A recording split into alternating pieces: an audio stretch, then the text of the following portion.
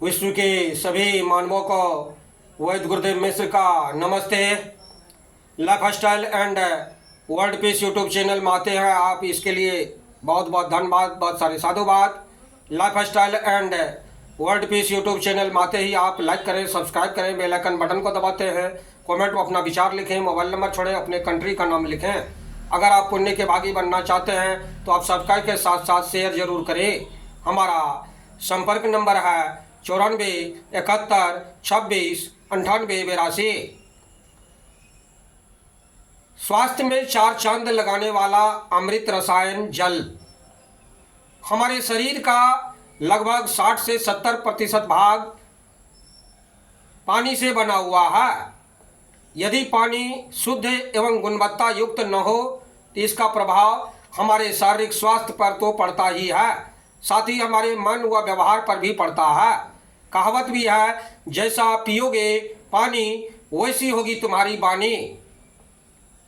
वर्तमान समय में विभिन्न हानिकारक रसायन, तरह तरह के कीटाणुओं से युक्त पदार्थ गटर आदि नदी, तालाबों एवं अन्य पानी के स्रोतों में मिल के पानी को प्रदूषित कर दे रहे हैं। प्रदूषण रूपी दानव ने भूमिगत जल को भी अपने शिकंजे में ले लिए हैं। ऐसे में शुद्ध जल प्राप्त करना टेढ़ी खीर होता जा रहा है। आरओ टेक्नोलॉजी के द्वारा भी लोग जल शुद्धिकरण का कार्य करते हैं, लेकिन उसमें शरीर के लिए आवश्यक खनिज भी पानी से निकल जाते हैं। आधुनिक शोध बताते हैं कि आरओ का पानी स्वास्थ्य के लिए लाभदायक नहीं है। पानी के लिए कौन सा जल श्रेष्ठ है और वह हमें कैसे उपलब्ध हो सकता है, इसका वर्णन हमारे शास्त्रों में वर्णित है। उसके अनुसार उपाय किया जाए तो घर घर में अमृत समान जल उपलब्ध होगा। पीने के पानी के लिए होने वाला खर्च भी कम होगा। वह अशुद्ध जल के कारण होने वाली स्वास्थ्य समस्याओं से छुटकारा सहज में भी मिलेगा। इतना ही नहीं, इससे वर्तमान की जल की कमी की समस्या से के हल में भी मदद मिलेगी। कौन सा श्रेष्ठ जल है? चरक संहिता सूत्र स्थान 27.198 में आता है कि आकाश से गिरने वाला शीतल जल पवित्र, सुखद, मधुर, निर्मल, हल्का, इन 6 गुणों से युक्त होते हैं। यह स्वभाव से दिव्य जल है। प्रकृत्या दिव्य मोदकं, प्रकृत्या दिव्य मोदकं। इस आकाश जल को इंद्र से छोड़े जाने के कारण इंद्र जल भी कहते हैं। यह जलों में सबसे अधिक प्रधान जल है। यह त्रिदोष शामक, कफ, पित्त, वात को नाश करने वाले बलवर्धक, रसायन और मेघावर्धक जल है। आकाश जल में चूना तथा मैग्नीशियम के लवण नहीं होने से यह अत्यंत हल्का तथा आंतरिक ज्वर, आंतों के बुखार, विसूचिका, हैजा आदि के रोगोत्पादक जीवाणुओं से रहित होने से स्वास्थ्य के लिए श्रेष्ठ हैं। भगवान धन्वंतरी जी कहते हैं, आकाश से गिरने वाला जल अमृत के समान जीवन के लिए उपयोगी है। यह तृप्ति कारक तथा थकावट, ग्लानि, प्यास, मूर्छा, बेहोशी, तंद्रा व निद्रा दाह को शांत करने वाला तथा निश्चित रूप से कभी सभी अवस्थाओं में अत्यंत पथप्रद होते हैं। सुश्रुत संहिता सूत्र स्थान 45.3 में बताए गए हैं। विशेष संग्रहणीय है इस समय का जल। आकाश से गिरता हुआ जल भी 4 प्रकार के होते हैं: धार, वर्षा, ओला, तौसार, ओश और हिम, बर्फ। इनमें से धार जल प्रधान है। धार जल के 2 भेद हैं, गंगा, गांग और समुद्र। इन दोनों में भी गंगा जल प्रधान है। यह आश्विन मास 30 सितंबर से 28 अक्टूबर में बरसता है। शरद ऋतु 23 अगस्त से 23 अक्टूबर का जल कफ वायुनाशक होता है। आचार्य चरक जी कहते हैं विशेषकर राजाओं को राजा के समान धनाढ़ सर्वगुण संपन्न पुरुषों को सुकुमार पुरुषों को शरद ऋतु में बरसे हुए जल को एकत्र कर प्रयोग में लाना चाहिए। शरद ऋतु में मघा नक्षत्र का योग होने से यह सोने पर सुहागा जैसा है। मघा नक्षत्र में बरसने वाले जल की बड़ी भारी महिमा है। अतः शरद ऋतु तथा आश्विन मास का जल विशेष रूप से संग्रहणीय है। मघा जल है विशेष गुणकारी। मघा नक्षत्र 17 अगस्त दोपहर 1:44 से 31 अगस्त सुबह 9:44 तक मघा नक्षत्र रहते हैं।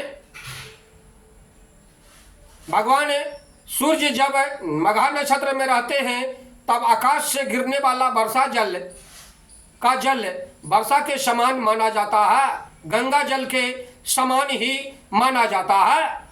याद रखें, आकाश से गिरने वाले उस समय का जल गंगा जल के समान माना जाता है। सत्संग में भी इसका कहा गया है, जब सूर्य की मघा नक्षत्र में उपस्थिति होती है तब होने वाली बरसात का पानी गंगामय हो जाता है। मघा नक्षत्र का जल छान छून के रख लीजिए। रात को 2-2 बूंद आंखों में डालिए, सुबह आंखों की खराबी गायब हो जाती है। यह पानी बच्चों को पिलाइए। 2 महीना तो पेट में कृमि गायब हो जाएगा। 2 महीने तक इस जल को बच्चे को पिलाइए, पेट के सारे कृमि मर जाते हैं।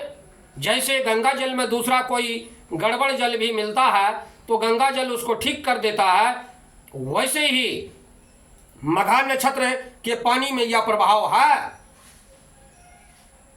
मघा नक्षत्र के दिनों में बारिश हो रही थी। आसमान की तरफ देखने पर पलकें खोलकर रखिए, आंखों में वह मघा नक्षत्र का पानी आया, इससे आंखों में भी सारे विष को लाभ मिल जाता है। आंखों में जो चिपचिपापन था वह भी कम हो गया। एक दिन आप लगाइए, इसका काफ़ी लाभ मिलेगा। मघा का यह पानी पीने से पेट दर्द में बहुत कल्याणकारी लाभ मिलता है। अगर आप कोई आयुर्वेद औषधि ले रहे हैं, मघा जल के साथ लें, उससे बहुत ही बड़ा प्रभाव बढ़ जाएगा, काफ़ी कल्याणकारी लाभ मिल जाएगा। यह पानी आपके घर में खाना बनाने के लिए भी बहुत ही अच्छे हैं। गुजरात में खंभात नाम का नगर है, वहाँ पहले घर घर में बारिश के पानी को इकट्ठा करने के लिए छोटे छोटे कुएं, टंकियाँ होती थी। आज भी वे टंकियाँ बहुतों के घरों में पाई जाते हैं। खंभात वासी साल भर मघा नक्षत्र युक्त आकाश का जल उपयोग करते हैं, स्वस्थ पाए जाते हैं। वहाँ के लोगों का कहना है कि हम लोग वर्षा के दिनों में एकत्र किया हुआ जल सालों भर पीते हैं और रोग से बहुत दूर रहते हैं। हमारे यहाँ के बड़े बूढ़े भी स्वस्थ रहते हैं, जल्दी अस्वस्थ नहीं होते, अर्थात रोगी नहीं हो पड़ते। पानी की शुद्धता के लिए आधुनिक यंत्रों द्वारा TDS टोटल डिसॉल्वेंट सॉलिड्स मापा जाता है। जिस पानी में जितना TDS कम होता है उतना वह पानी शुद्ध माना जाता है। महानगर पालिका के पानी और हमारे घर की टंकी में रहने वाले वर्षा के पानी दोनों का TDS मापा गया तो महानगर पालिका के पानी का TDS वर्षा की अपेक्षा 68% अधिक पाया गया। बारिश के समय हमारी पानी की टंकी में पुरानी पानी भी बचा रहता है। टंकी में मघा नक्षत्र का थोड़ा भी जल पड़ जाता है तो सारा पानी पवित्र हो जाता है, शुद्ध हो जाता है। जल एकत्र करने की विधि। सुश्रुत संहिता में आकाश जल एकत्र करने की विधि इस प्रकार दिए गए हैं। पवित्र तथा श्वेत वस्त्र को खुले में फैला लें के चारों ओर बांस की लकड़ी आदि बांध के लटका दे। उसके एक भाग में पानी चुभा के शुद्ध पात्र में भर ले अथवा पक्के मकान के साफ छत से गिरा हुआ जल या अन्य पवित्र स्थानों से संचित किया हुआ जल सोने चांदी या मिट्टी के पात्रों में रखना चाहिए। इस प्रकार से एकत्रित सुरक्षित किया हुआ जल आपके संपूर्ण परिवार के लिए रोगों का निदान करता है। 12 मास पीने का कार्य इस जल का आप ले सकते हैं। वर्षा का शुरुआती पानी इकट्ठा न करें। तीसरी चौथी बारिश के आगे के जल को पक्षियों बंदरों आदि की विष्ठा कचरा आदि को बचाते हुए टंकी में एकत्र करें। छत से पानी एकत्र करना हो तो छत को पानी के निष्कासन स्थानों पाइपों आदि को अच्छी तरह से सफाई कर लें। फिर छत के पाइप का दूसरा छोर ऐसी स्वच्छ भूमिगत टंकी में जोड़ दें जिससे सूर्य की किरणें न पड़ती हो। टंकी की प्लास्टर्ड हो जिससे पानी रिसे नहीं और ऊपर तांबे अथवा पीतल का ढक्कन हो तो अति उत्तम है। अन्य समय के वर्षा के जल में मघा नक्षत्र में होने वाली वर्षा का थोड़ा सा जल मिला देने से सारा ही जल मघा नक्षत्र के जल के समान लाभ देता है।